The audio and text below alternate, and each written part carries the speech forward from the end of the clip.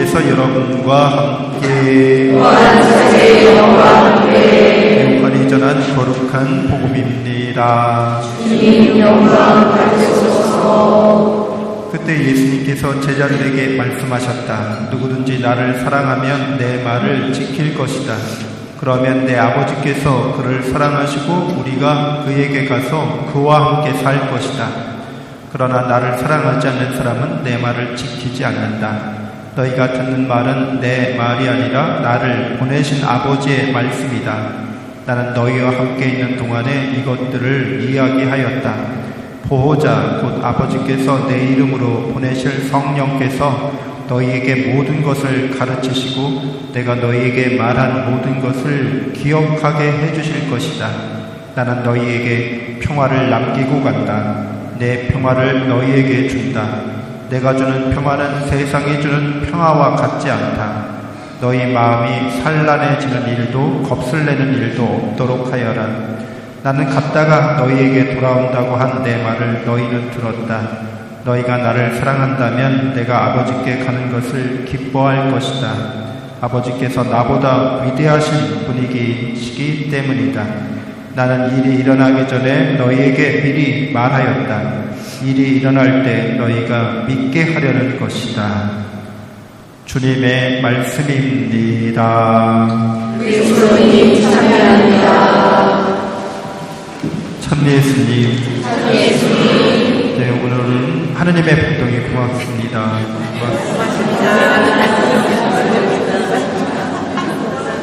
네, 마음이 바빠요. 동원의 기쁨과 영광이라는 제목으로 이렇게 말씀 나누겠습니다.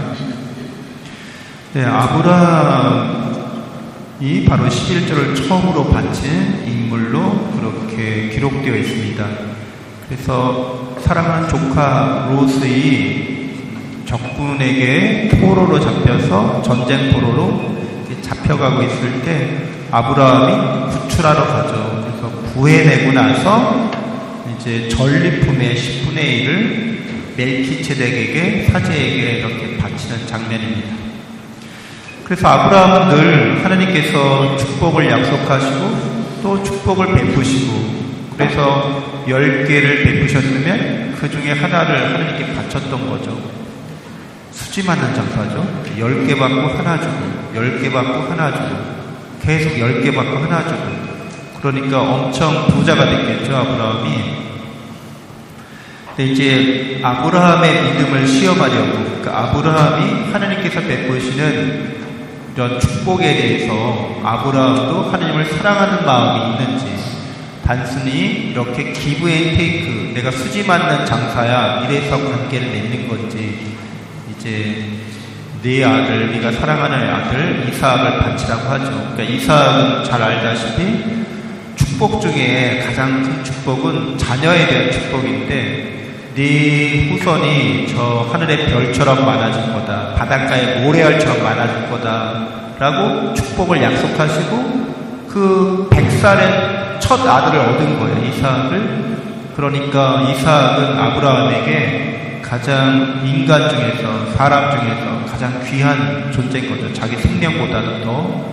그렇게 돈이 많은 뭐예요? 자식에게 물려주려고 좀 이렇게 내가 다 축복받은 건데, 하나님께서 이삭을 바치라고 했을 때 그 성경 22장에 보면 창세기에 아브라함이 하나님으로부터 그 말씀을 듣고 이른 새벽에 길을 떠납니다. 그래서 아들 이삭을 제물로 바치려고 해요. 그러니까 하나님께서 천사를 보내셔서 대신 가시덤불에 뿔이 걸린 그런 순양을 마련해 주십니다. 그래서 그 산의 이름이 야훼 이레 산이 된 거죠. 하나님께서 마련해 주신다는 거죠. 그러니까 아브라함은 이 시험을 통해서 아브라함이 하나님께 대한 사랑이 하나님께서 아브라함을 사랑하는 것처럼 그렇게 사랑하고 있다는 게 드러나게 됩니다. 우리가 11조를 바치는 정신이 바로 그런 사랑의 정신인 거죠.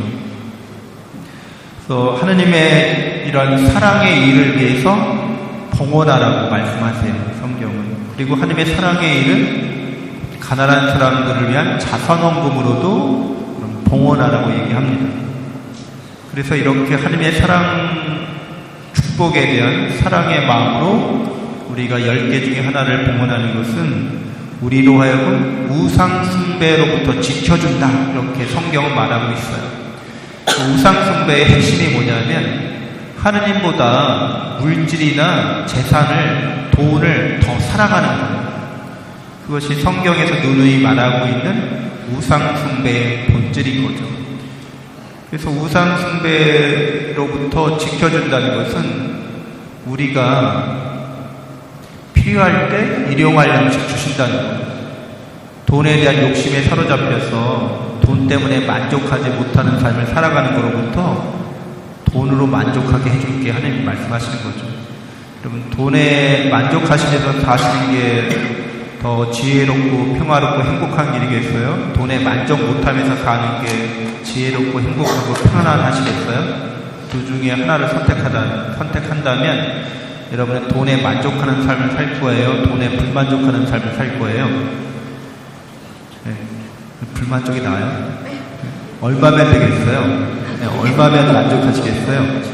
사실 밑도 끝도 없죠. 한도 끝도 없죠. 내가 돈에 대한 사랑이 있다면, 그러니까 우상에 대한 사랑을 하고 있다면 많으면 많을수록 좋지.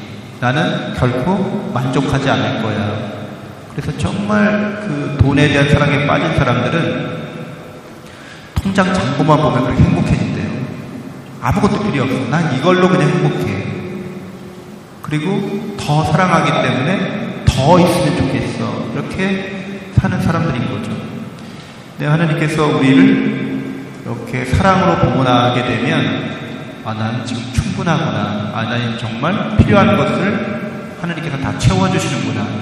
그러니까 이 돈이 아니라 돈을 통해서 나는 어떻게 사랑을 실천할지가 더 우리에게 중요하다는 거죠.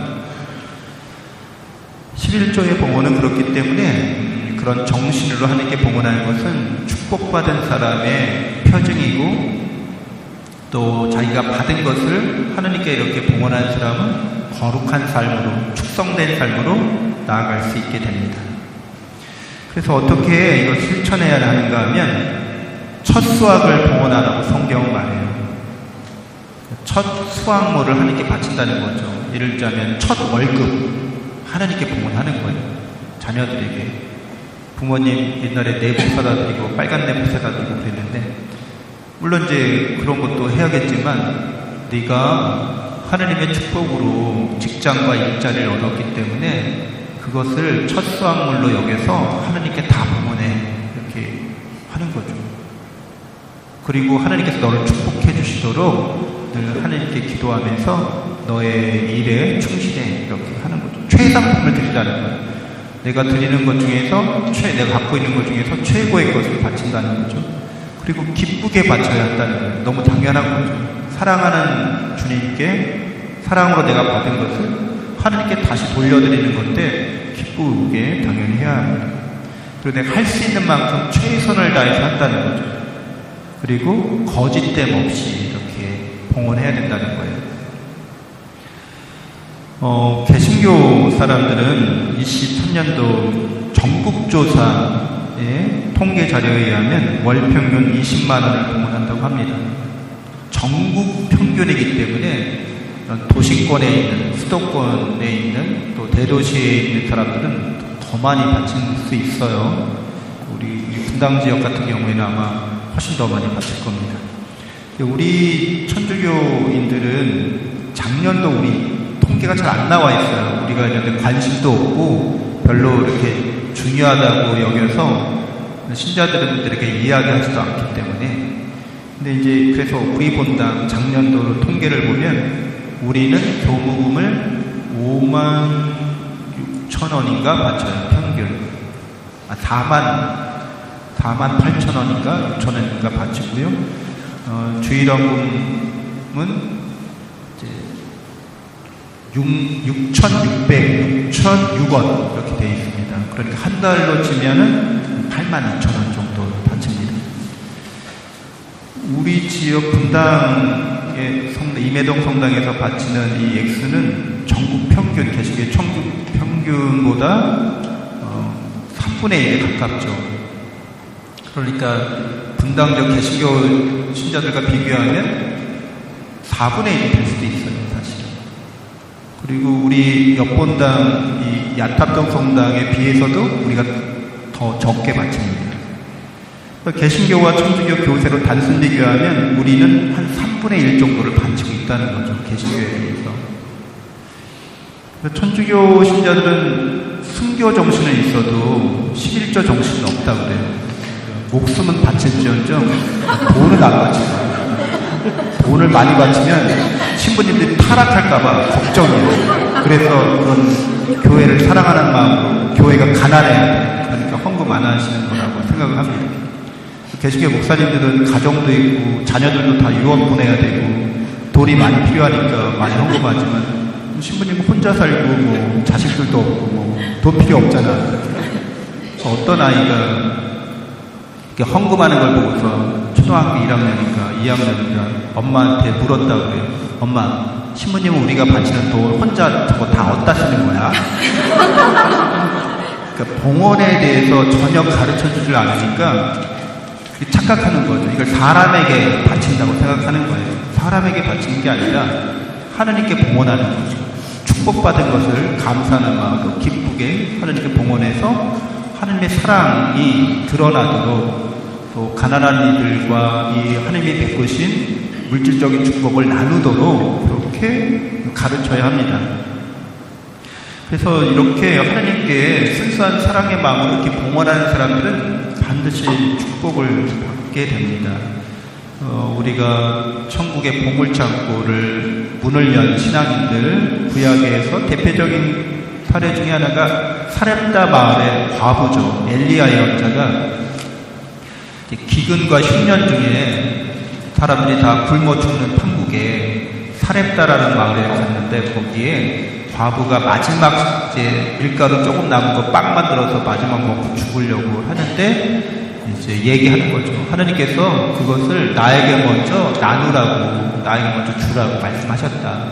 그렇게 하면 당신 집안은 기근과 흉년을 잘 무사히 넘어갈 수 있게 된다. 먹을 것을 하나님께서 계속 축복해 주신다고 말씀하셨다. 사렙다의 과부가 기꺼이 그렇게 해요. 그래서 정말 사렙다의 그 과부와 아들은 기근과 흉년을 무사히 잘 지낼 수 있었다고 성경은 기록합니다. 우리가 잘 알고 있듯이 5,000명을 먹이신 기적 이야기에서도 한 소년이 빵 5개와 물고기 2마리를 예수님께 바치는데 막 일가족이 같이 왔겠죠. 가족이 먹을 것을 이 소년을 통해서 예수님께 바친 거죠. 그래서 5,000명을 먹이고도 12강들에 가득 차는 그런 기적을 체험하게 됩니다. 현대에 와서 우리가 잘 알고 있듯이 마더데레사 수녀님은 그냥 호롤단식 맨몸으로 와서 123개 여개국에 넘는 곳에 또 500개 이상의 그런 자선 구호 단체들을 설립하고 운영하고 있죠. 다 하느님의 사랑에 대한 봉헌의 마음으로 축복받아서 이런 모든 일들이 하느님의 일들이 일어나고 있는 겁니다. 우리들도 사랑으로 삶을 봉헌하는 그런 신자가 되어야겠습니다. 성숙한 신자가 되어야겠습니다. 같이 읽어보겠습니다. 너희는 11조를 모두 창고에 들여놓아 내 집에 양식이 넉넉하게 하여라. 그러고 나서 나를 시험해 보아라. 만군의 주님께서 말씀하신다. 내가 하늘의 창문을 열어 너희에게 복을 넘치도록 쏟아붓지 않나 보아라. 내가 하나님을 사랑하고 있다고, 하나님이 나를 사랑하신다고 사랑의 관계를 맺는 것, 그것을 믿는 것이 신앙생활의 전부라고 말할 수 있는 거죠. 그렇기 때문에 하나님께서 네가 나를 사랑한다는 걸 체험하고 싶으면 나에 대한 사랑으로 헌금하라는 거, 제일 쉽게 알려주겠다는 시험해보라고까지 말씀하시잖아요. 성경 전체에 걸쳐서 하나님께서 나를 시험해봐 한 구절은 딱 한 구절이에요. 하나님을 시험하는 거는 죄라고 성경은 말하고 있어요. 근데 하나님께서 잘 믿지 못하니까 특별히 돈에 대한, 물질에 대한 욕망이 사람들이 크기 때문에 이에 한해서 나를 시험하라고 말씀하시고 축복해 주시겠다고 이렇게 약속을 해주십니다. 사실 너희의 보물이 있는 곳에 너희의 마음도 있다고 하시죠, 예수님께서. 그러니까 우리가 하느님의 사랑을 믿고 그 은총을 믿는 사람들은 우리 마음이 거기 가 있기 때문에 기꺼이 이런 헌금이나 이런 자기 자신의 재물을 봉헌하는 것을 그렇게 어려워하지 않죠. 근데 하느님께 이런 마음이 가 있지 않고 통장 계좌라든가 증권이라든가 부동산 이런 등기부 등본 이런 거에 내 마음이 가 있는 사람들은 이거 하기가 너무 갈등스럽고 너무 힘들고 어려운 거죠. 우리 마음이 어디가 있는지 거기서 우리가 식별할 수가 있습니다. 하느님의 사랑에 우리 마음이 가 있으면 영원한 생명과 영원한 행복이 우리 것이 된다는 것을 우리는 자명하게 깨닫게 되죠. 우리 삶을 하느님의 축복 가운데서 은총 가운데서 사랑을 실천하면서 영원한 생명과 행복을 향해 나아가게 됩니다. 근데 아무리 우리가 돈이 많고 부유하다 할지라도 그 돈이 우리에게 사랑을 주진 않죠. 그 돈이 우리에게 영원한 생명을 주지도 않습니다. 우리 삶의 의미를 밝혀주지도 않습니다. 우리가 그 돈을 어떻게 쓰는가가 우리에게 달린 문제지, 우리가 돈의 소유자가 되거나 아니면 돈의 종이 되는 그런 삶은 우리가 살아가야 할 삶이 아닌 거죠. 우리는 다만 하느님께로부터 모든 걸 받아서 그것을 지혜롭고 선하게 관리할 따름인 거죠.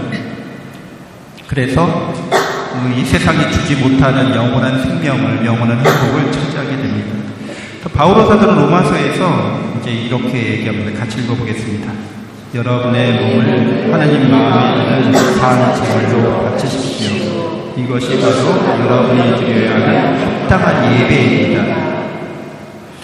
우리가 받은 것은 다 하느님의 거라는 거예요. 그래서 우리가 하느님으로 받은 것을 일부를 아니면 우리 인생 전부를 바치는 마음으로 그렇게 우리가 제물이 되어야 한다는 거죠. 살아있는 제물이. 하느님께서 우리를 받으시고 거룩하게 해주시고 항상 은총과 축복으로 충만하게 해주십니다. 그래서 이런 사례들은 되게 많고요. 저도 말씀드렸지만 또 못 들으신 분이 있을까 제 방송하자면 저도 11조에 관련된 이런 교육을 한 번도 받은 적이 없어요. 신학교에서도 봉헌에 대해서 교수님들이 한 번도 가르쳐준 적이 없어요.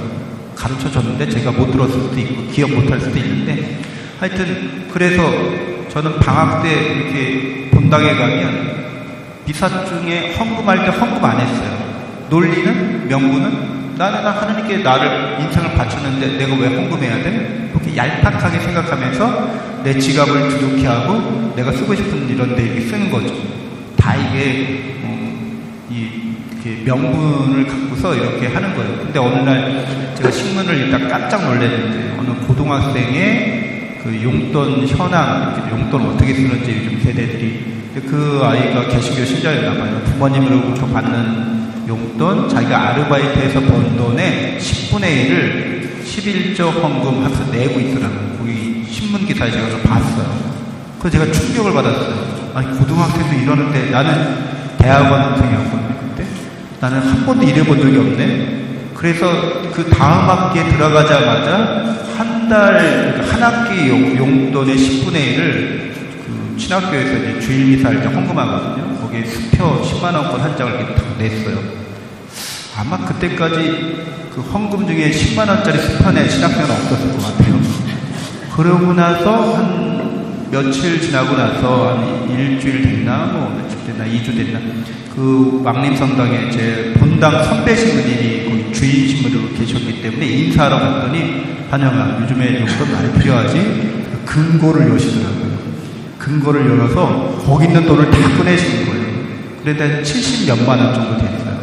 제가 낸 돈의 7배가 넘는 돈이었죠. 자, 이거 또 용돈 써. 그래서 제가 그 한 학기를 아주 풍족하게, 어느 때보다 풍족하게 일했습니다. 10만원 바치고 70만원 넘게 받았으니까. 그래서 하느님께서 저는 기대하지도 않았고 그걸 바라지도 않았어요. 당연히 이렇게 해야 되는 거구나. 순수한 마음으로 봉헌했죠. 그리고 그 다음부터도 늘 하느님께서 이제 돈에 관련해서 쪼들리지 않게, 궁핍하지 않게, 돈 때문에 일을 못하게 되는 경우는 없도록 늘 이렇게 섭리하시고 은총을 베푸시는 걸 체험합니다.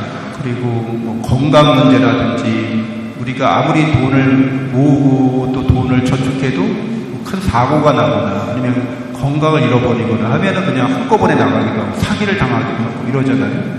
근데 그런 모든 경우에도 지켜주신다고 믿고 또 제 마음이 뭐 돈을 좀 뭐 어디 잃어버렸거나 뭐 이렇게 손실이 있어도 뭐 크게 마음이 신경 쓰이지 않게 저를 지켜주신다고 믿습니다.